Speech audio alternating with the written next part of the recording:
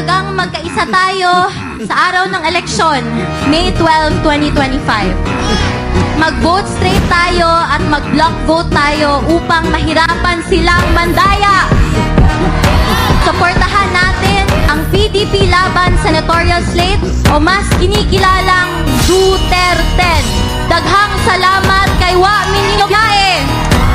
Sa mga kabataan, hinihikayat ko kayong magbantay sa mga boto dahil dito nakasalalay ang kinabukasan nating lahat.